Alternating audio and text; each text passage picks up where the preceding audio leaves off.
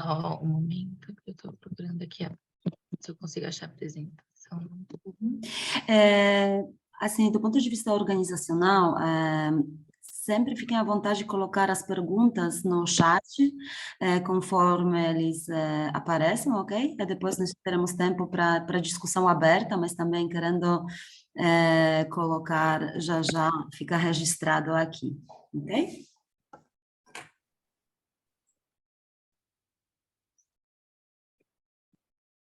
Não estou conseguindo. Espera só um pouquinho, gente. Tá. Acho que agora... Sem problemas, gente, essas coisas técnicas, problemas técnicos aparecem. Hoje é certamente um dia quando os computadores, laptops não colaboram. Agora foi, né? Comigo não é um dia Não. para ficar online. Não, hoje de manhã eu estava na qualificação de uma aluna minha de doutorado, e isso aqui era pelo Teams. Meu Teams deu pau no meio, eu tive que entrar pelo celular, enfim, daí depois tive que reiniciar o computador que eu consegui acessar voltar para a qualificação dela, mas foi coitada, ficou super nervosa, que eu sumi. Imagino, mas acontece. Bruna, então, vamos começar. Se quiser se apresentar, mais uma vez, muito obrigada pelo aceite. Grande prazer. Com certeza a apresentação vai ser maravilhosa. Então, estou curiosa para ver e ouvir. Obrigada, Aga, obrigada a todo mundo. Vocês estão vendo em modo apresentação? Sim. Legal. Bom, então, aqui está só o meu contato, né? Daí, se alguém depois quiser, no final também tem, tal, tudo. Então, eu vou falar hoje sobre o Living Planet Report. Peraí, deixa eu tentar tirar essa coisinha do Zoom.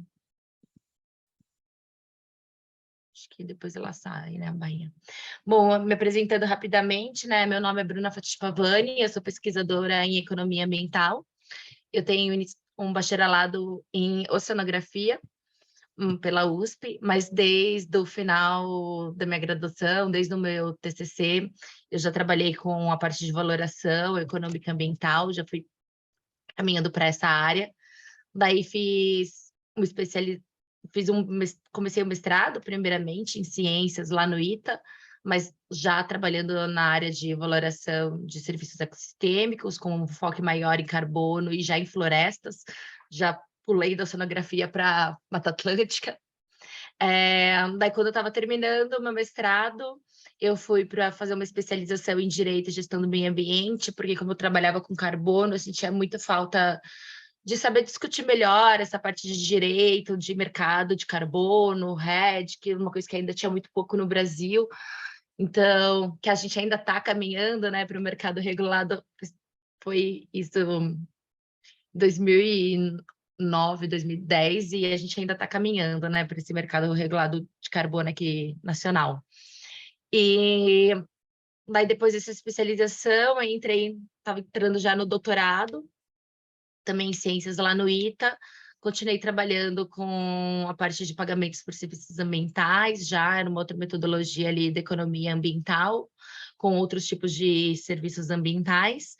E, por fim, eu acabei indo para o Abe Center for Ecosystem Science and Policy, na Universidade de Miami, onde eu consegui aprimorar mais um pouco de toda essa bagagem, né, tipo, metodológica que eu estava trabalhando de valoração, de codificação de serviços ambientais, mas com aplicação em tomada de decisão em políticas públicas. Voltando, eu fiz um pós-doc e participei de alguns projetos como pesquisadora colaboradora no Instituto de Energia e Ambiente da USP. E quando eu estava terminando aí esses projetos, exatamente há 2 anos atrás, eu acabei entrando aqui para o IES, para o Instituto Internacional para a Sustentabilidade, que é onde eu atuo hoje na área de pesquisa. Enfim, acho que a maioria de vocês devem conhecer já o IES, então é um prazer estar aqui com a Aga, que é a nossa diretora executiva lá também, tal, tudo. Então, obrigada aí, gente. Bom, o IS, eu vou passar rapidamente, né? Mas é uma associação civil sem fins lucrativos, independente, que atua como think and do tank, na produção de conhecimento sobre a relação entre o homem e os demais elementos da natureza. Então, hoje, especificamente, né? A gente vai tratar aqui no CSI Rio sobre... Gente, eu não estou vendo o chat. Então, se alguém tiver alguma pergunta no meio, eu não me incomodo. Tipo, se quiser fazer, tá? Pode, tipo, parar, tal, tudo. Não sei se for tudo bem para o pessoal aqui do CSI Rio, para mim, eu não me incomodo que pare. Eu acho que é o seguinte, eu vou ficar olhando no chat, normalmente a gente deixa as perguntas no chat para final, e se tiver alguma pergunta, assim, ao longo da sua apresentação, eu sugiro que a pessoa levante a mão, e tá aí bom. a gente faz a discussão, ok? Tá bom, beleza, obrigada, Aga. Bom, então, exatamente sobre o Living Planet Report, ele é considerado um dos maiores relatórios que fala sobre status atual, assim, da natureza em todo o planeta, né? Então, ele é uma publicação global, aí que a WWF faz desde 1998, essa embaixo aí é a capinha do primeiro relatório, e essa com zoom que a gente está vendo maior na tela é a capa do relatório deste ano.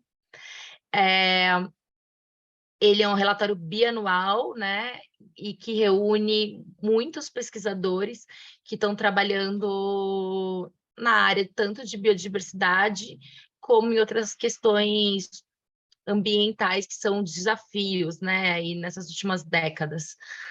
Então, a principal pergunta, né, o principal questionamento que o relatório tem é como as espécies estão respondendo às pressões em seu ambiente, impulsionadas pela perda de biodiversidade e pelas mudanças climáticas, né? Então, são os dois maiores desafios a gente a vencer, que é a perda de biodiversidade e mudanças climáticas. E esse relatório ele analisa como cada uma dessas espécies, né, está respondendo a essas pressões. E o resultado principal do relatório deste ano, né, dessa 14ª edição, é que as populações de animais selvagens monitorados por este relatório tiveram uma queda devastadora de cerca de 69%, em média, né, entre todas as espécies analisadas, que são mamíferos, aves, anfíbios, répteis e peixes, desde 1970 até 2018. Então, são 32 mil populações de espécies selvagens analisadas pelo Zoological Society of London, né, ZSL. E essa ZSL, eles calculam um índice que eles chamam Living Planet Index. Esse índice, já desde as outras publicações, os outros relatórios, né, eles sempre estão publicando como está, né, esse índice atual, né, para esses últimos, os dados mais recentes em termos de biodiversidade.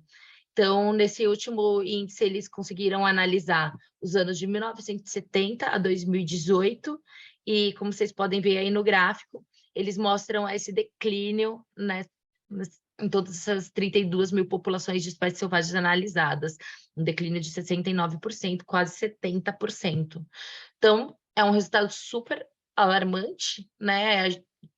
Muito, muito alto, né? Este valor. A gente vê que em 50 anos, praticamente, né? A gente tem, assim, um declínio gigantesco das espécies, deixando todo mundo em alerta, né?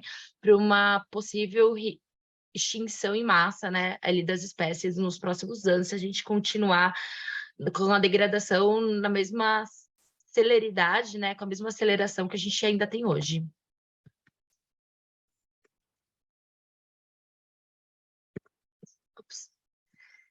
E um outro ponto principal, né, que também o relatório traz, é que, além da biodiversidade ter seu próprio valor intrínseco, né, juntamente com outras contribuições da natureza para as pessoas, biodiversidade também fornece serviços essenciais para o bem-estar humano.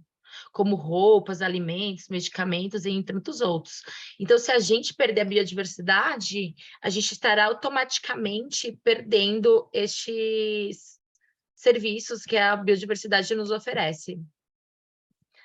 E aqui são alguns outros dados alarmantes também fora esses 69% de queda, alguns outros dados alarmantes também que o relatório traz, que é cerca de 1 milhão de espécies vegetais e animais estão ameaçadas de extinção, não apenas, né, com risco, mas realmente ameaçadas de extinção, que metade dos corais do mundo a gente já perdeu em termos de abundância, né, de indivíduos, e o mesmo para peixes de água doce. A gente mais, né, aliás, né, a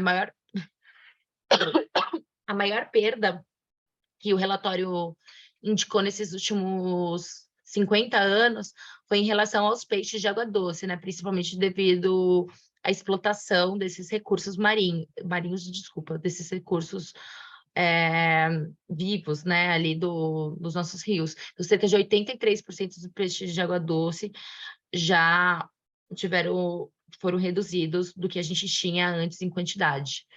E a respeito das perdas florestais, eles calculam que aproximadamente 27, a área equivalente, né, a 27 campos de futebol são perdidos em floresta por minuto no mundo.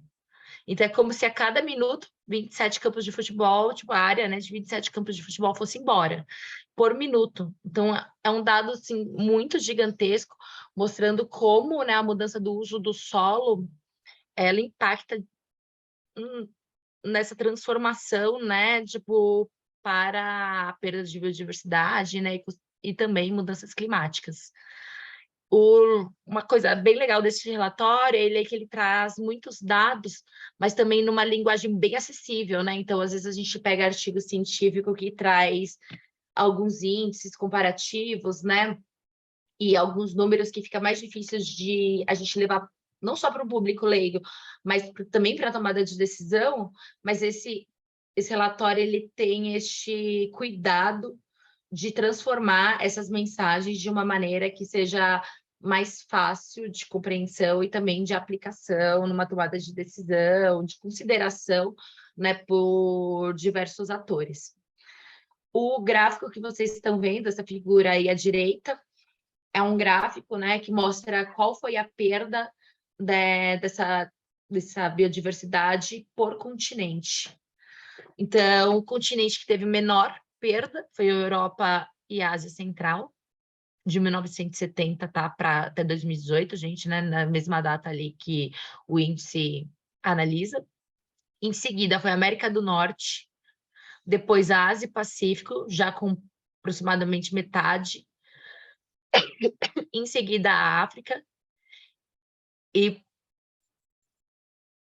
super alarmante aí, a gente pode ver que a maior perda de biodiversidade, 94% da abundância em biodiversidade, a gente perdeu nos últimos 50 anos na região da América Latina e Caribe. É um número muito gigantesco, né? O Brasil é um dos maiores hotspots, né, em biodiversidade que a gente ainda tem, mas a gente viu que nesses últimos 50 anos a nossa perda também foi inestimável, o valor de perda assim, da biodiversidade foi inestimável. Então, é mais um cuidado que eles tiveram assim, em apontar esse dado para cá e tentar buscar aí contribuição, né, de pesquisadores no Brasil, tal, tudo, e alguns dados especificamente daqui, para a gente tentar trabalhar melhor isso e como poderia informar melhor as decisões aqui na América Latina e Caribe.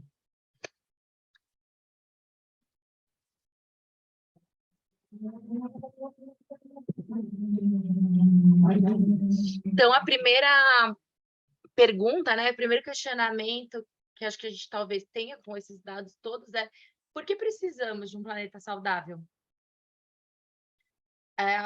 Antigamente a gente não fazia, né, essa correlação muito facilmente. A gente via o planeta mais como uma fonte de recursos para a gente, né? Mas a gente não entendia que a gente era dependente dele. também, né? A gente não só causava impacto nele, como a gente é dependente desses recursos, né? Então, as pessoas, hoje a gente tem a compreensão que as pessoas só prosperam quando a natureza também prospera. Porque a gente é dependente dessas contribuições da natureza para as pessoas, para manter a nossa vida, né? E também para aumentar o nosso bem-estar aqui na Terra. Então, algumas dessas nossas dependências se traduzem em comida, água, ar fresco, energia, saúde e muitos outros itens aí que a gente sabe que tem ligação tanto direta quanto indireta da natureza. E o que o relatório aponta é que, muito provavelmente, a gente está chegando próximo de um ponto de inflexão. E isso quer dizer que o que acontece agora? Que se a gente tiver uma degradação maior do que aconteceu já até hoje, pode ser que ela se torne irreversível, que a gente não consiga recuperar o estrago que foi feito até hoje. Então, este ponto, ele é um ponto muito importante que a gente está hoje, por isso que vocês devem estar acompanhando, né? Que em várias mídias, várias tomadas de decisão, em vários âmbitos de governo, né?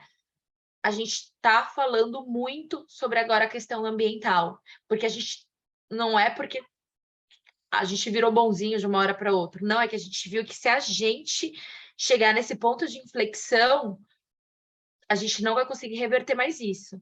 E se a gente não conseguir reverter mais isso, os impactos para os seres humanos também vão ser irreversíveis, né? Então, alguns, eles são só 3, né? Assim, na lateral que a gente vê 3 desses impactos, que é na agropecuária, né? A gente vê um impacto muito grande na agropecuária com a perda da natureza, diminui nutrientes no solo, diminui água para irrigação, diminui polinização, então afetando diretamente, né, a nossa agricultura. O garimpo ilegal, ele também afeta os rios amazônicos, principalmente. Então, a gente perde a nossa provisão e qualidade de água, e essa água que é tão importante aqui no Brasil, não só para abastecimento, mas também para geração de energia elétrica. Então, a gente tem, perdendo a qualidade dessa água, a gente tem um custo muito acima, né, para a geração dessa energia elétrica e também para tratamento de água para o consumo. E também o que a gente está vendo muitos exemplos aí nos últimos anos é o aquecimento global e a incidência muito maior de eventos climáticos extremos nos últimos anos. Desculpa. Mas é alarmante nessa preocupação de furacão, tsunami, El Niño, Laninha e tantos outros eventos climáticos extremos que a gente está vendo, né? Aqui no Brasil, a gente sabe que a gente alguns tipos de eventos extremos a gente não tem tanta, né, como furacão, por exemplo, mas a gente tem outros que é chuvas intensas que causam inundação. Isso é muito comum no Brasil, deslizamentos, né, que a gente chama de debit flow, são os deslizamentos em linhas de costa, também é outro impacto super grande que a gente acaba vendo aqui no Brasil.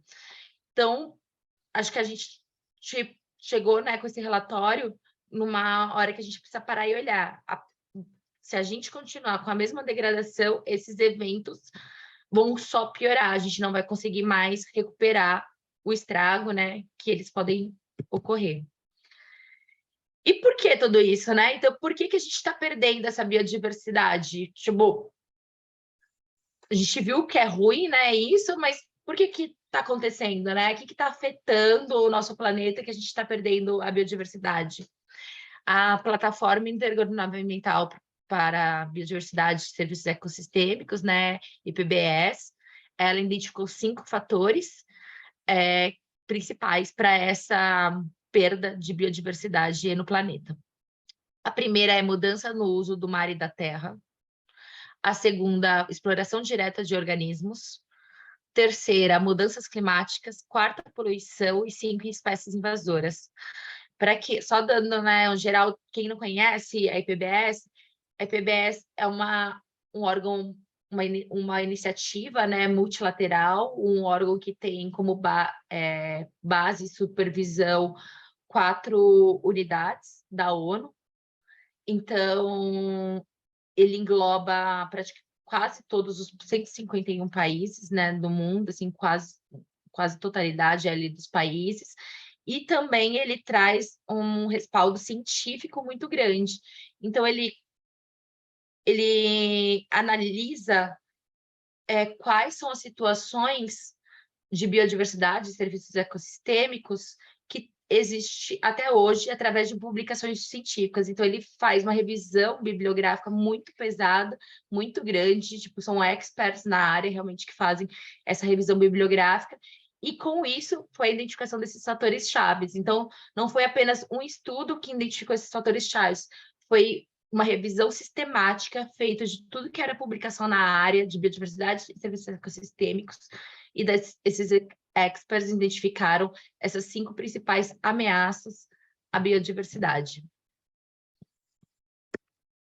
Aqui está até a foto do boto, porque ele é um dos animais mais ameaçados nesses últimos anos que o relatório aponta, né? Ele fala bastante a história do boto amazônico, porque além da perda, né, toda a importância do animal por si, ele também é muito emblemático para a Amazônia. Então, além da parte do ecossistema, a gente acaba atingindo também os valores socioculturais, né, com a perda de animais como, por exemplo, o boto, que é um animal emblemático para a Amazônia. Então, mais um ponto aí, né, de delicadeza, tal, tudo que tem esse declínio da biodiversidade.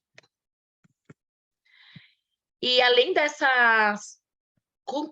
além não, desculpa, mas em adição, né, assim, com tudo essas mudanças, esses fatores chaves, assim, né, para a perda da biodiversidade, o que exatamente está ligado a tudo isso, né? Mudança do uso da terra, exploração de organismos, mudanças climáticas, poluição e espécies invasoras. É nosso sistema alimentar. O relatório, no Living Planet Report, ele aponta que nossos sistemas alimentares hoje no mundo não são insustentáveis. Não dá para a gente continuar com os mesmos sistemas alimentares que a gente tem até hoje no mundo.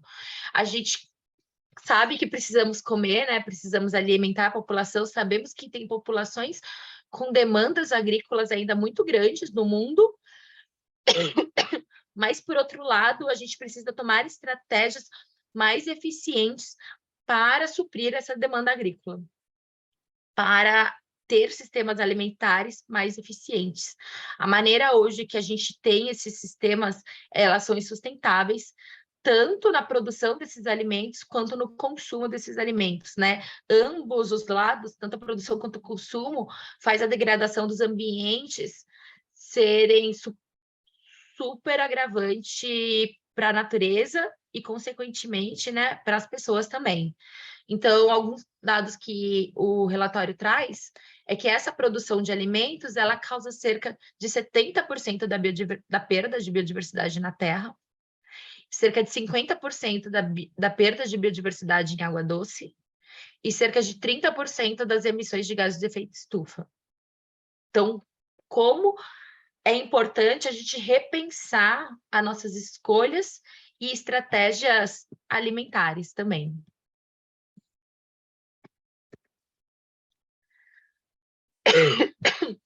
E daí, indo mais já para a parte que a gente realmente, aqui no IES, né, trabalhamos ali, que eu consegui trabalhar melhor no relatório, no capítulo 3 do relatório.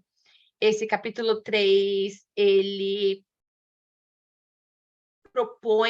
explora, né, e propõe soluções para como construir uma sociedade mais positiva para a natureza, né?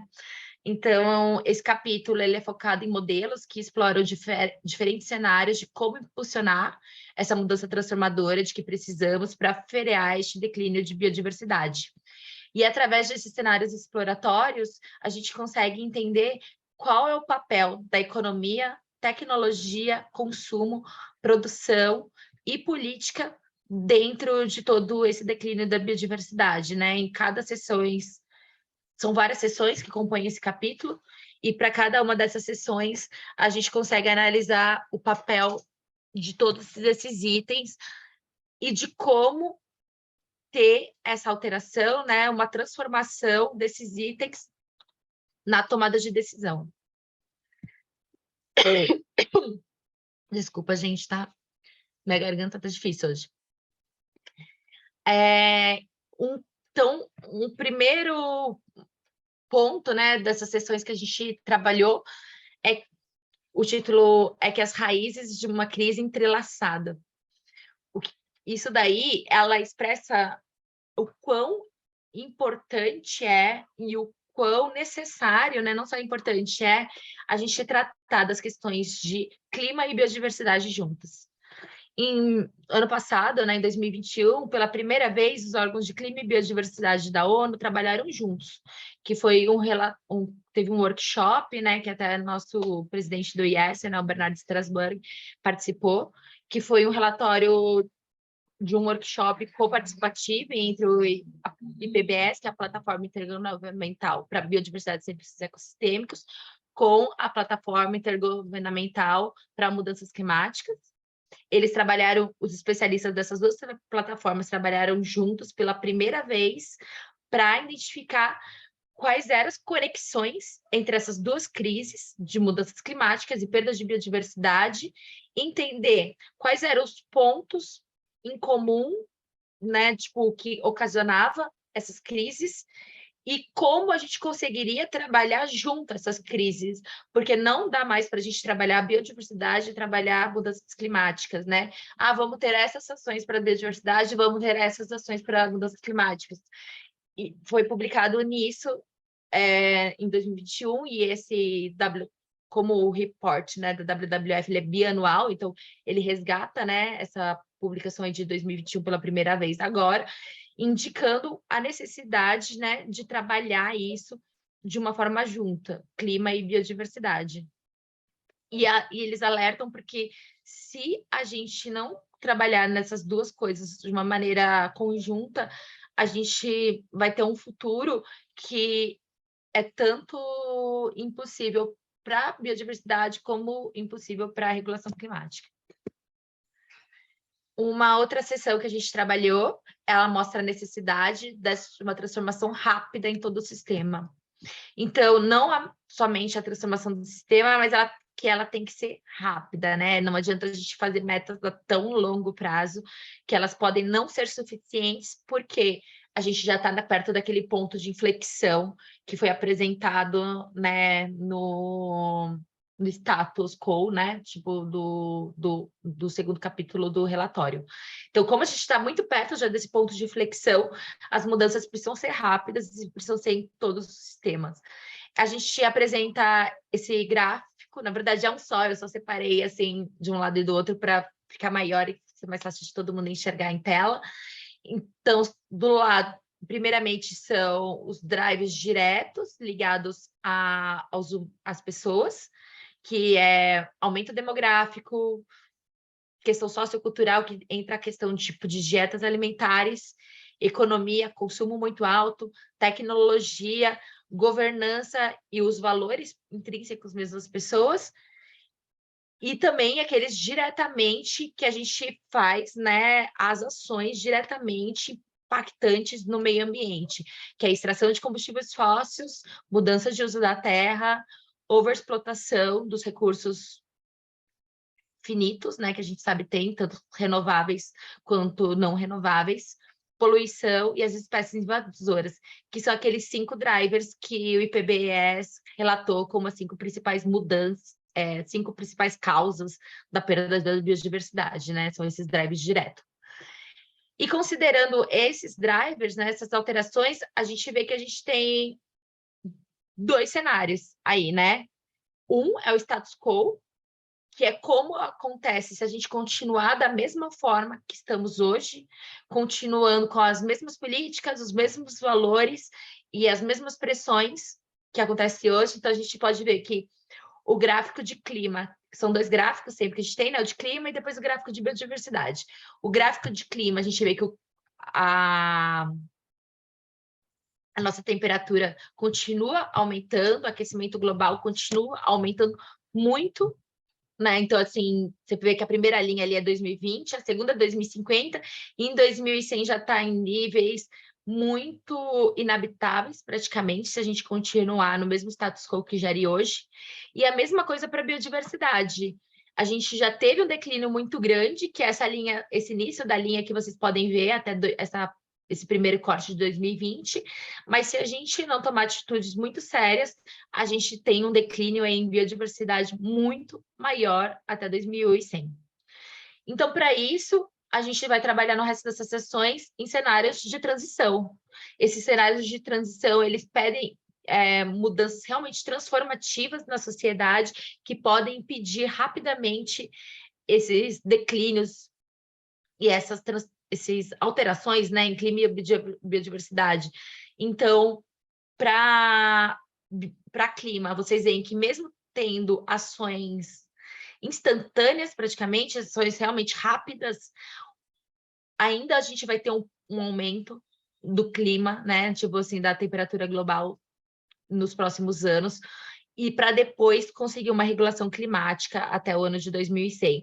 Então, essa curva, mesmo se as ações forem agora, ela não começa a cair agora. Ela ainda vai ter um tempo que, de todo uma degradação que já ocorreu, que a gente tem que conseguir recuperar para depois a gente conseguir alcançar esses resultados positivos para a natureza, né? Então, como, por exemplo, que aqui no IES a gente trabalha bastante a parte de restauração florestal. A gente sabe que não é falar, olha, restauramos, que a gente já vai ter benefício da restauração florestal no que vem. Existe todo um tempo para a gente colher os benefícios disso. E do mesmo jeito que acontece para clima, acontece também para os resultados de biodiversidade. Mesmo se a ação for tomada agora, a gente ainda demora um tempo para conseguir colher realmente medidas positivas para a natureza. A gente ainda continua no declínio da natureza, mesmo, obviamente, menor do que a gente enxerga no status quo, né? Mas, assim, para a gente ainda já ter os resultados positivos para a natureza, é só próximo de 2050 que a gente consegue. Mas a parte mais importante que isso traz nessa sessão é que é possível, que com uma reorganização fundamental desse sistema, né, de todas essas áreas que a gente comentou agora, tanto dos fatores diretos como indiretos, né, é possível a gente trocar esses paradigmas, alterar nossos objetivos, nossos valores e conseguir reverter tanto a curva de aumento da temperatura global quanto de declínio da biodiversidade.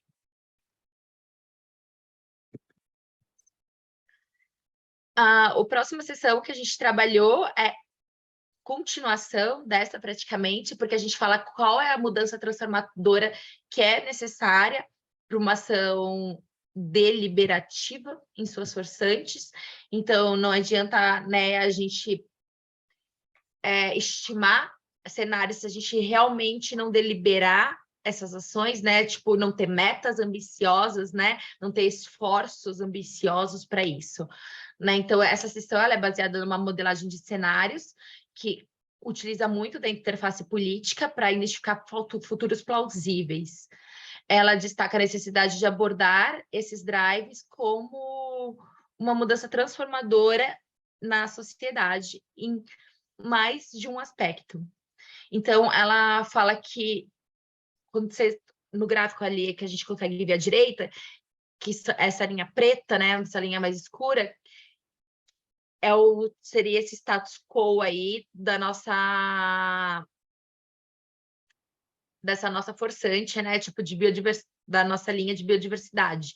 Então, os sistemas que não tiverem nenhuma transformação, ou seja, que a gente continue com o mesmo status quo dos gráficos apresentados anteriormente, essa é a previsão que aconteça para a nossa linha de biodiversidade, essa linha preta, que ela tenha um declínio muito grande. Agora, se a gente ter algumas ações, é possível reverter essa curva, que são esses 3 cenários que vocês conseguem ver em laranja, amarelo e verde. O cenário em laranja, ele foca bastante em cenários de esforços de conservação e restauração. Então, considerando esses esforços de conservação e restauração a partir do ano de 2010, possivelmente, próximo do ano de 2030, 2040, a gente consiga já ter uma reversão nessa curva de biodiversidade. Mas vocês podem ver que ela não chega, essa linha laranja, no meu baseline de 2010. Eu não consigo atingir o meu status de 2010, de como estava a biodiversidade em 2010. A gente consegue reverter um pouco essa curva, mas não iguala, né, as condições da biodiversidade para um baseline de 2010. Quando a gente adiciona aos esforços de conservação e restauração uma produção mais sustentável, que isso quer dizer tanto a produção agrícola, mas também um comércio mais sustentável está incluído nesse cenário, a gente consegue aumentar um pouco mais, que é a nossa linha amarela, esses benefícios para a biodiversidade. Então, a gente vê que a gente consegue subir um pouco mais essa curvinha. Mas somente num terceiro cenário, que é considerado os esforços de conservação e restauração, a produção e comércio de uma maneira mais sustentável e o melhor consumo, um consumo mais eficiente, que a gente consegue realmente reverter a curva, né, para um baseline de 2010.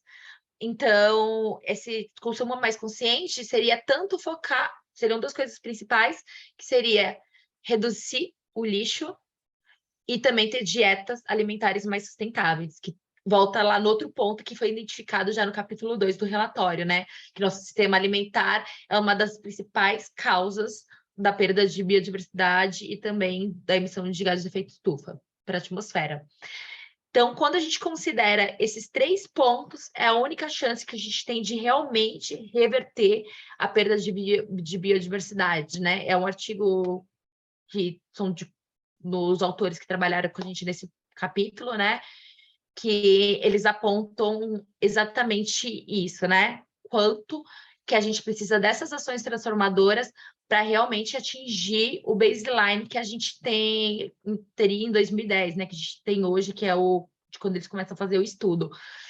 Que se a gente não tiver todas essas ações transformadoras, a gente vai continuar tendo essa curva, né? Vai continuar tendo um declínio dessa curva para depois aumentar um pouquinho, mas vai ter um declínio perante ao dado que a gente tem hoje, né? A gente vai ter uma perda ainda de espécies e não vamos conseguir atingir isso até 2100, uma retomada dessas espécies.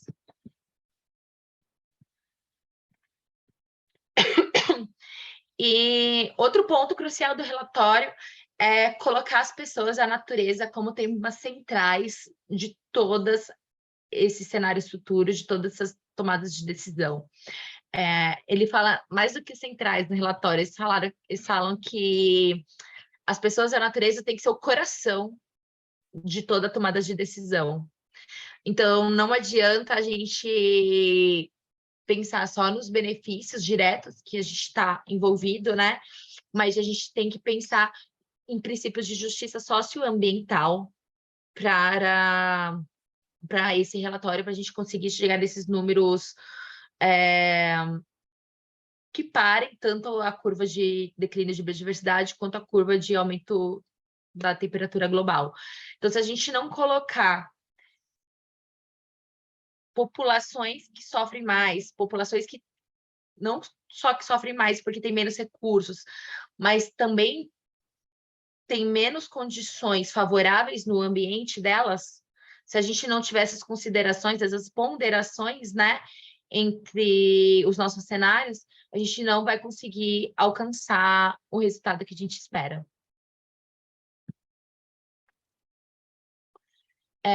No final, no relatório, a gente apresenta algumas fronteiras futuras de modelagem que estão sendo trabalhadas aí que são publicações que ainda não saíram, mas que estão sendo trabalhadas aí com os parceiros. Nessas fronteiras de modelagem 2, né, que a gente participa como coautor, a gente tem o foco é uma melhor modelagem dos impactos entre clima e uso da terra para biodiversidade.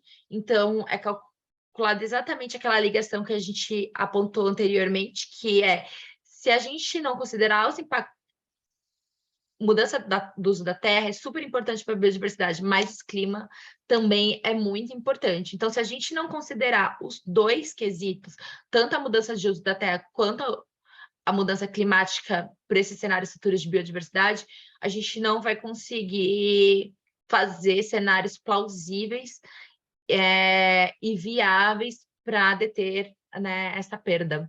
Então, este gráfico ele mostra quanto que as espécies estão sofrendo com cada uma desses fatores, né? Então, é um gráfico de abundância de espécies, e daí vocês podem ver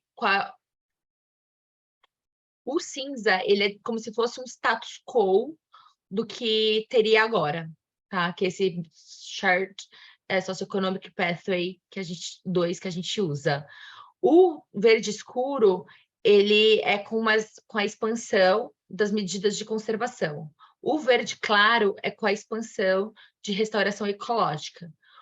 O verde ainda mais clarinho é considerando algumas restaurações, mas também com sistemas agropastoril, tipo, alguns outros tipos de restauração ecológica misturados, né, com práticas agrícolas. O laranja, ele já considera o impacto de infraestrutura e também o enforcement de decisões. E daí, o último, né, que é a chave, né, dessa sessão, é qual é o impacto das mudanças climáticas, né? De mitigar as mudanças climáticas para assegurar essa perda da abundância de espécies. Então, o impacto dessa mitigação de mudanças climáticas, vocês podem ver que ele é quase no primeiro cenário, né? Que ele é muito parecido com a expansão de atividades agrícolas e de restauração. Mas num cenário que a gente tenha uma integração mais sustentável de todo o planeta, né? Tipo, de considerar uma coisa mais integrada, mais homogênea em todo o planeta, ele acaba sendo ainda mais importante você ter uma mitigação das mudanças climáticas, porque quando a gente trata de mudanças climáticas, ela é mais homogênea, né, de todos os planetas, né? Quando a gente fala de mudança de uso da Terra, a gente consegue ter ação de uma maneira mais local e um benefício de uma maneira mais local. Mas quando a gente fala de mudanças climáticas, as ações, elas são sempre globalizadas, né? Esse aumento de temperatura, tal, os benefícios são sempre globalizados. Então, quando a gente pensa num planeta que essas atribuições, essas ações seriam compartilhadas entre todos os países, por exemplo, as mudanças climáticas têm um papel ainda mais fundamental por serem mudanças que têm impacto, né, de uma maneira globalizada e não um impacto tão direto ali onde foi feita a ação. E, por fim, no último cenário, a gente apresenta um pouco da modelagem mais que a gente faz aqui no IES, a gente dá exemplos de alguns trabalhos que foram publicados aqui no IES, que a gente considera tanto metas de biodiversidade em escalas regionais como globais. E a gente, através desses trabalhos, a gente vê que é possível estimar metas viáveis que causem ganhos tanto ambientais como socioeconômicos de maneira simultânea. Então, a gente consegue ter ganhos em biodiversidade, em mudanças climáticas, outros serviços ecossistêmicos, em geração de renda, em aumento da produtividade agrícola, de uma mesma, focados, né, de uma mesma ação de priorização de áreas. Então, é isso que a gente traz, né, nessa última sessão, que a gente coautora, que a gente é autora aqui no IES, é o quão é importante a gente ter metas viáveis em escalas tanto regionais quanto globais, que a gente consiga ter, através de um planejamento holístico, benefícios em todos esses desafios, né, que a gente tem hoje, tipo, de enfrentar.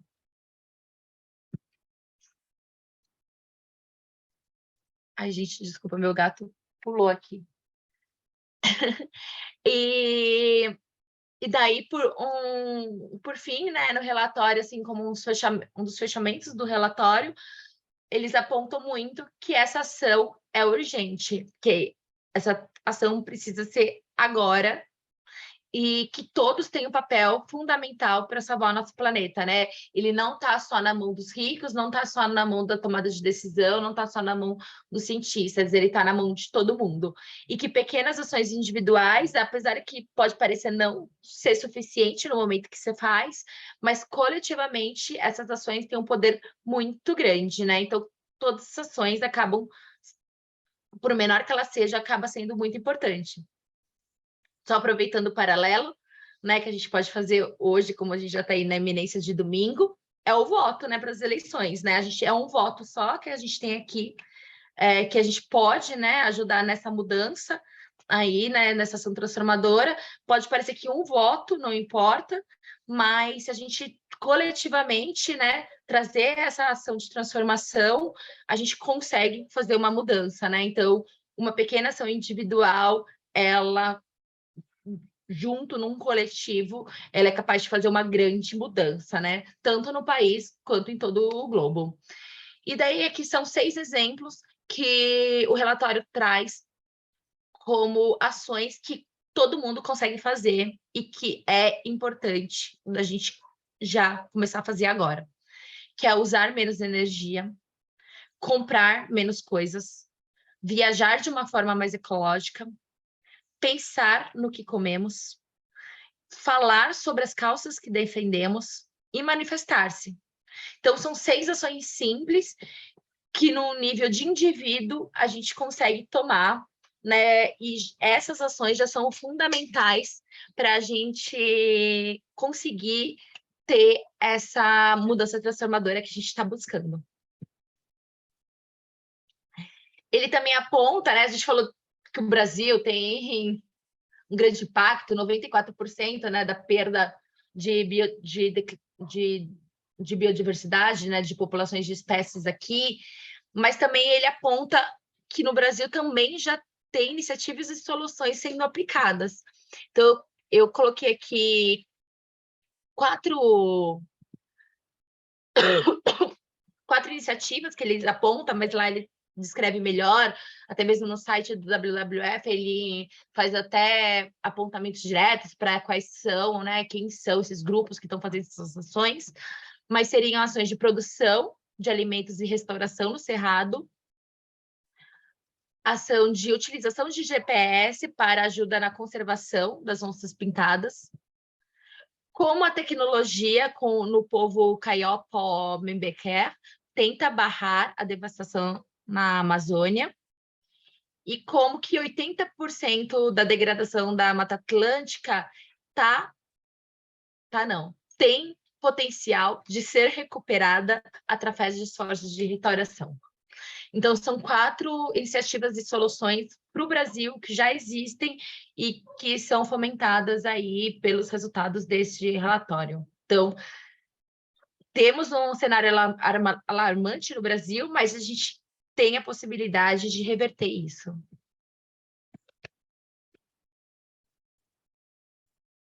E, por fim, né, só retomar qual que é o tópico principal ali, né, dele, que é construindo essa sociedade positiva para a natureza, né? Então, esse relatório do WWF ele tem bastante o papel de levar esse pedido, né, de uma sociedade positiva para a natureza para os formadores de políticas públicas, para os tomadores de decisão. E ele reforça que o direito a um meio ambiente saudável, ele é defendido pela ONU, né? Ele é reconhecido pela Organização das Nações Unidas desde o ano passado, em que todo mundo tem o direito de viver em um ambiente limpo, saudável e sustentável, né? Então, a gente não está fazendo isso por opção, é uma obrigação nossa. E uma oportunidade que ele aponta aí para a gente ter influenciar nessa mudança, essa ação transformadora, é a COP15 de biodiversidade, as conferências entre as partes das nações da Convenção em Diversidade Biológica das Nações Unidas, que vai acontecer em dezembro, em Montreal. Nesta COP15 vão ter os principais líderes mundiais nesta temática, né, dos países e que estão trabalhando nessa temática de biodiversidade, com o objetivo de reverter a perda da natureza e garantir um futuro positivo, tanto para as pessoas quanto para o resto do planeta. Então, eles apontam bastante que quem tiver condições aí, né, de levar isso para tomada de decisão, tem que puxar os esforços mais ambiciosos desses tomadores de decisão que vão estar na COP, né? Porque nisso vão ser decididas metas para a próxima década toda. E como a gente já está naquele ponto de inflexão, esta COP15 ela é super decisiva. Então, é isso. Gente, obrigada, tá? O meu e-mail aqui também, depois se alguém quiser entrar em contato. Mas eu acho que agora a gente encerra aqui e a gente vai para uma parte de perguntas. Uhum. Muito obrigada, Bruna. Foi uma excelente apresentação. Eu sempre estou com ciúme dessas apresentações sobre biodiversidade, porque elas não... Claro que elas são assustadoras, mas são lindas. E aí, a maioria das minhas apresentações é sobre solo, é muito menos assim, colorida. Foi linda.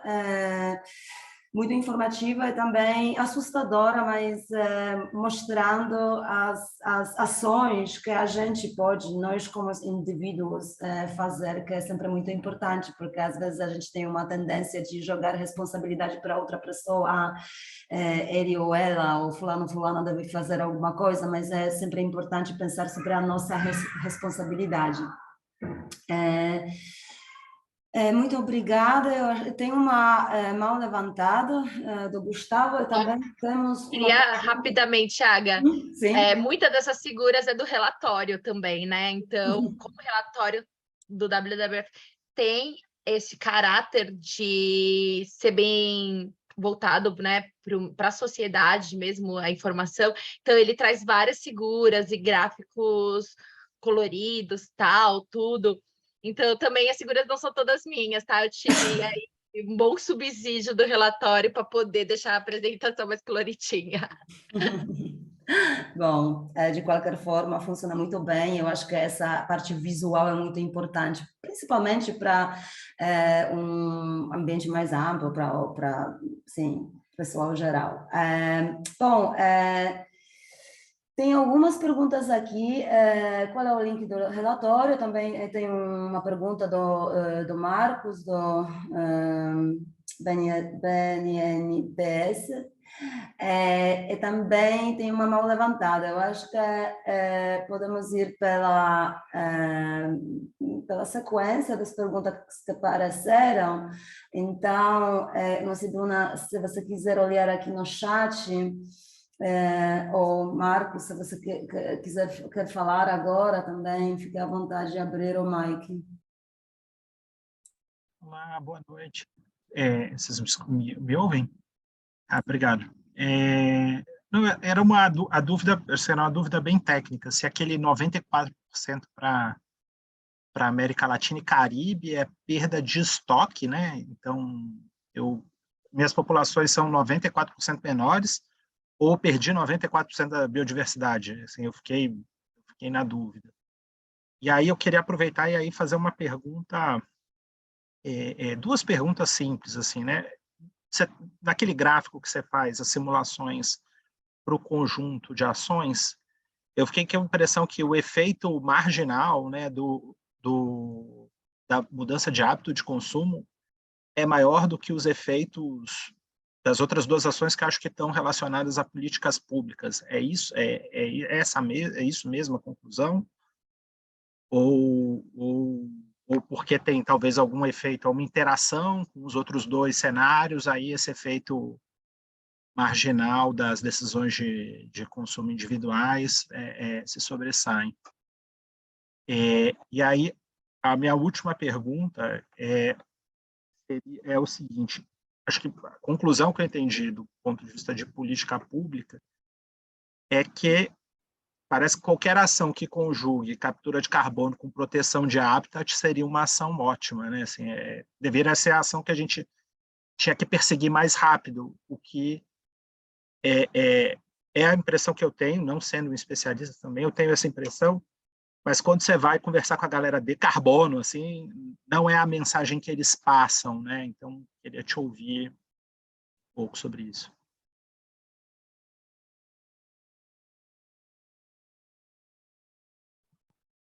Primeiro, Marcos, sobre a primeira pergunta, né?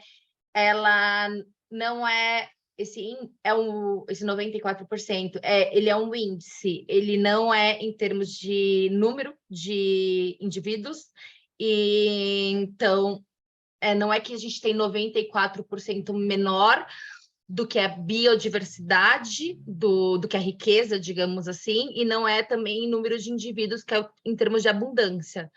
Ele é um índice calculado pelas IESL, que ele mede qual é o impacto que as populações... Eles monitoram 32 mil populações. Então, eles tentam ver como essas populações estão reagindo às pressões de mudanças climáticas, né? E, tipo, alterações de uso do solo e tal. Então, esse 94% quer dizer que 94% das populações tiveram um impacto muito grande, tiveram um impacto considerável nesses últimos 50 anos, mas não que elas que elas não existem mais.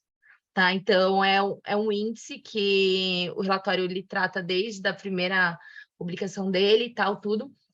Eu passei agora o link do relatório no chat, mas eu posso te passar o link do índice, que daí no link do índice dá para entender melhor, ele aponta até quais são essas, porque são 32 mil populações, então não são todas também, né? Então são todas os 94% referente às populações monitoradas também por ele, né? Hoje é o maior conjunto de dados que a gente tem sobre biodiversidade, mas não é totalidade da nossa biodiversidade que a gente tem no mundo, né? Apesar de ser o maior conjunto de dados, a gente sabe que a gente não consegue monitorar todas as populações, né? Então, é sobre isso, tá? É um índice, ele não reflete nem em número de espécies e nem em quantidade de indivíduos, ele reflete o que está... o impacto das pressões nessas populações. Que não deixa de ser alarmante também, né? E a segunda sua pergunta, eu acho que talvez seja até mais fácil eu compartilhar de novo, pode ser? E...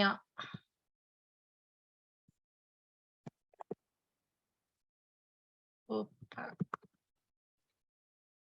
É aqui que você falou, né? Só me confirmar. Sim. Tá. Então, com os esforços de conservação e único que a gente, nesse cenário, a gente só consegue entender qual é o esforço separado, assim, só daquela ação nesse cenário de esforços de conservação, que tem restauração já incluída nesse esforço, que é da linha preta até a linha laranja. No meu segundo cenário, que, por exemplo, e eu mesmo para o terceiro, que seria os esforços de conservação com uma produção e comércio mais sustentável, não quer dizer que os esforços de produção mais sustentável só impacte nesse pedacinho, porque muitas das coisas que ele impacta já está considerado embaixo. Então, na verdade, não sei se eu consigo explicar muito bem. Então, por exemplo, assim, não é que se eu tirar as ações de conservação, ele vai ficar só nesse pedaço. Quer dizer que essas duas ações juntas, ela dá nisso, porque tem ações que eu vou ter de conservação, tem ações que eu vou ter de produção mais sustentável, que os meus esforços de restauração já vai estar gerando os benefícios que essas ações vão ter. Vou tentar dar um exemplo para ser mais clara. A agricultura, a gente sabe que a nossa produção é dependente do serviço ecossistêmico de polinização. Se eu tiver uma restauração perto, eu vou ter um aumento no meu serviço de polinização, que já vai estar melhorando a minha produção. Quando eu tiver um manuseio melhor dos meus polinizadores dentro da minha agricultura, ou seja, usar menos inseticida, né? Usar coisas menos agressivas ao meio ambiente, que é um cenário de produção mais sustentável, muito do benefício que eu vou ter pelo aumento da população desses polinizadores, eu já vou ter ganhado com a restauração florestal. Mas isso não quer dizer que se eu não tiver restauração florestal, eu não vou ter aumento dos polinizadores. Vou, só que vai chegar numa hora que a família de polinizadores, ela não consegue mais se reproduzir. Ela também, né, chega num limite ali de quantos polinizadores causam um benefício. Então, acho que é isso, assim, o cenário de conservação, a gente consegue analisar ele sozinho, né? Qual é o benefício dele sozinho, mas quando a gente inclui outros cenários, em nenhum momento eu estou analisando o benefício dele sozinho, porque o benefício dele tem essa parte de adicional, mas também tem uma parte que já é considerada por ter coisas que já poderiam ter sido supridas num cenário de conservação. Então, é por isso que a gente vê só um pedacinho maior, mas não quer dizer que é só isso. A mesma coisa para um cenário de consumo mais sustentável. A gente vai ter um boom muito grande com as nossas ações de consumo mais sustentável, mas não quer dizer que ela seja só esse pedaço entre o amarelo e o verde. Um exemplo disso é porque nesse cenário de consumo mais sustentável, ele está incluindo a redução de lixo, né? Redução de coisas que a gente joga fora. E a gente sabe que em questão de comida, né, de produção agrícola, a gente tem um desperdício muito grande. Então, quando eu considero essa questão do lixo lá, ela é muito grande se eu não considero produção mais sustentável junto.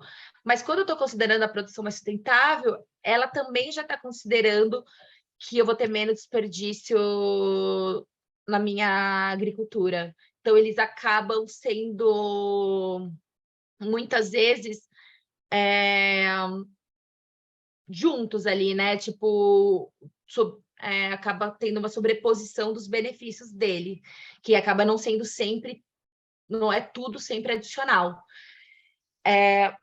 Então, justamente por isso que os cenários são só analisados dessa forma, tipo, de incluir mais ações, e não, tipo assim, qual é o cenário de ação de conservação? Quanto que aumenta? Aumenta 2. Quanto aumenta com cenário de produção mais sustentável? Aumenta 2. Quanto aumenta com consumo mais sustentável? Aumenta 2. Mas não quer dizer que somando os 3 dá 6, porque alguns dos benefícios deles são compartilhados. Daí, acho que eu consegui responder. Sim, é complicado, né? Não dá, entendi, não dá para pensar em marginalidade, né? Isso, não dá para pensar. O único que dá é o primeiro. Os outros não dá para a gente analisar esse defeito individual como se fosse marginal ou adicional, né? A esta curva. A sua terceira pergunta é sobre as ações que foquem tanto em biodiversidade e mudanças climáticas. Sim. Assim, para a gente que trabalha nessa parte dos cenários, né? Que temos nesse capítulo 3, que são de soluções, né? Para como reverter isso, a nossa principal mensagem é essa. que não dá para tratar de clima e biodiversidade separado. A gente tem que buscar ações que priorizem as duas coisas juntas. E uma coisa que a gente vê muito no IES é isso. Aqui na nossa... A gente analisa isso em todos os capítulos, né, desse capítulo 3, todas as sessões do capítulo 3 do relatório, mas especialmente na nossa modelagem do IES, a gente vê que se a gente priorizar uma área para restauração ou conservação também, que é a melhor área para biodiversidade, ela geralmente não é a melhor área para mudanças climáticas. Então, a gente tem que arranjar um jeito de priorizar uma área que talvez não seja a ótima para mudanças climáticas, nem a ótima para... Mas ela é boa para os dois. É o único jeito de conseguir reverter essa curva, é isso. Não adianta a gente ter ações focadas em um e ações focadas em outro. A gente sabe que a gente não consegue restaurar tudo no mundo, né? Não tem essa utopia aqui do tipo, não produzimos mais nada, todo mundo vamos comer, não come mais carne e tal. Não, temos condições de ter dietas mais sustentáveis, mas a gente precisa ainda suprir, por exemplo, a fome, que acontece em alguns países, inclusive no Brasil. Então, a gente precisa de um aumento de produção agrícola, mas como fazer isso de uma maneira estratégica, que a gente tenha benefício para tudo, para a produção agrícola, mas também para a biodiversidade e também para o clima. Obrigado. Não, a pergunta, só para tentar te dar um pouquinho de contexto, eu trabalho no BNDES e assim, a gente está aqui desafiado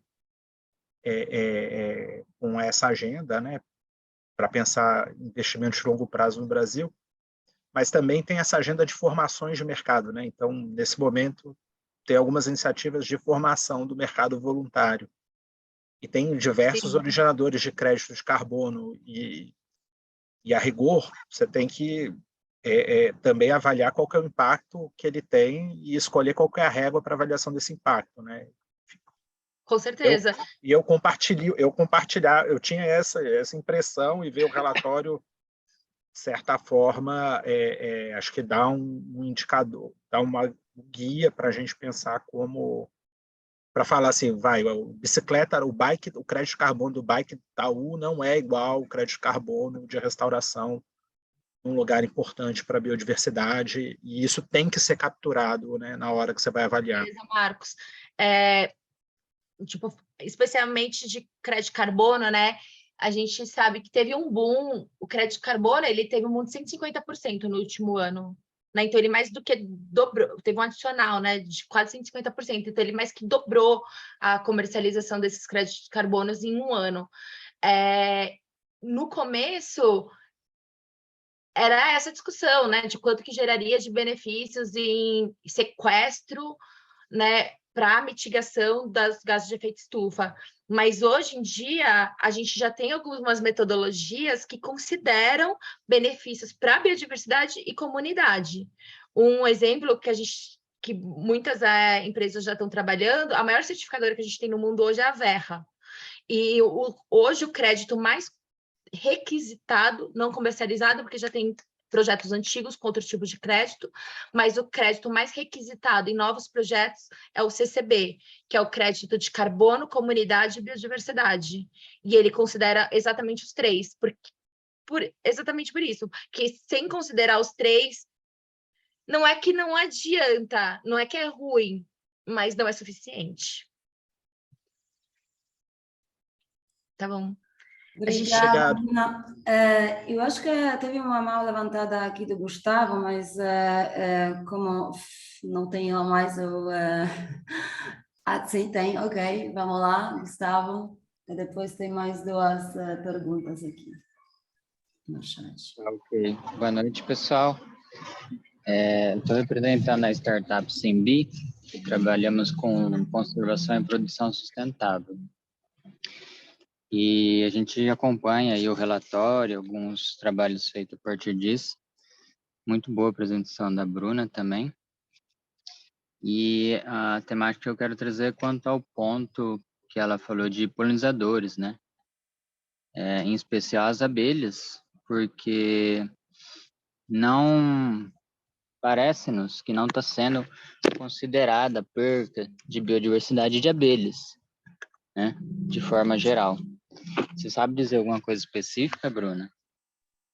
Olha, para ser bem sincera, eu não sei, porque essa é referente ao índice, né? Que é essa perda de biodiversidade que traz, que é do índice, eu não trabalhei nesse capítulo 1. Então, eu não olhei, tipo assim, eu olhei espécies emblemáticas do Brasil, como eu trouxe para vocês o boto, tal, a amazônica e tal, mas para ser bem sincera, eu não olhei essa parte de polinizadores.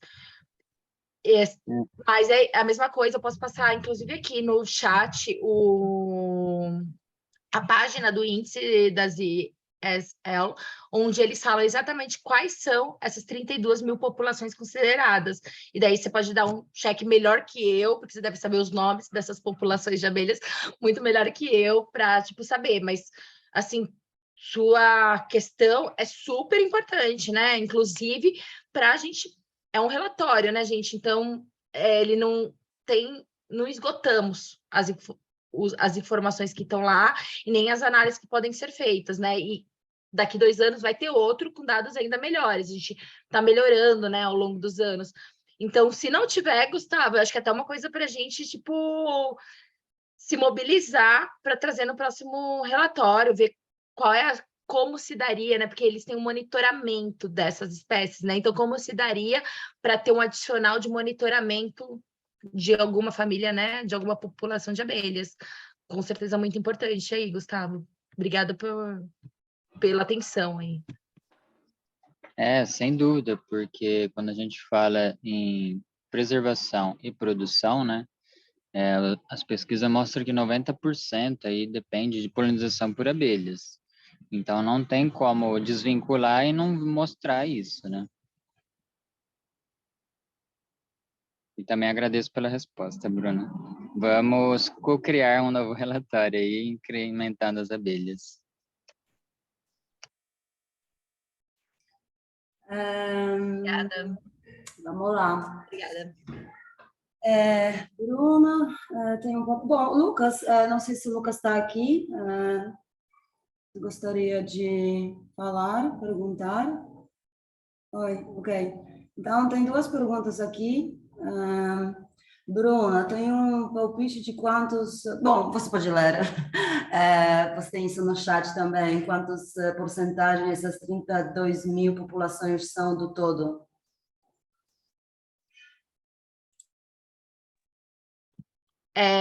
Ele é bem abaixo do todo, assim, a população é um número baixo, assim, eu não tenho ideia qual é a porcentagem, mas é um número baixo, não é um número que chega perto de uma porcentagem realmente, tipo, que eu posso considerar como o dado geral, né? Tipo, mas enfim, como eu falei, essa parte do relatório eu não trabalhei especificamente, gente, desculpa até não estar tá conseguindo responder essas perguntas, porque a gente está focado mais nessa parte 3, mas o que eu sei é que é o maior dado, é o maior banco de monitoramento de populações que existe no mundo. Então, pode não ser o melhor dado, né? Mas é o melhor que temos hoje, é este monitoramento que a Sociedade de Zoologia de Londres faz, tá? E se quiser falar também, Lucas, à vontade, tá? Mas eu estou lendo aqui. Outra pergunta é para mim, mas Tá. não vou falar aqui sobre questões políticas. Bolsonaro, gente, não é espaço para isso. Nem me sinto Sim. confortável com esse tipo de pergunta, não sei por que ela foi perguntada aqui, mas, enfim, de qualquer forma, não me sinto confortável responder essa pergunta. Alguma coisa mais? Tem perguntas sobre certificados, já respondi que tem, sim. Podem enviar para mim o pedido, aí a gente vai lançar, sim. Alguém mais gostaria de adicionar? A Solange está perguntando se eu vou compartilhar o slide. Posso compartilhar? Tranquilo? Posso... Eu não sei, acho que todo mundo se inscreveu aqui para o CSRio, então deve ter o e-mail e tal. Eu posso compartilhar.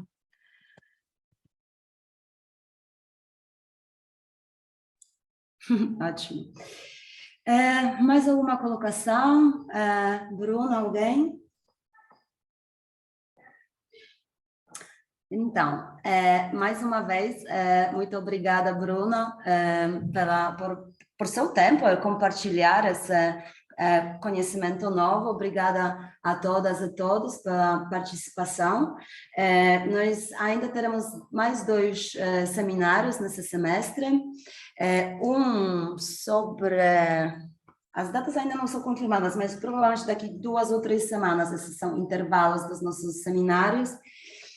Um vai ser sobre incubadoras de empresas dos produtos sustentáveis. Isso vai ser em colaboração com o Dr. Carlos Cordeiro, data a confirmar.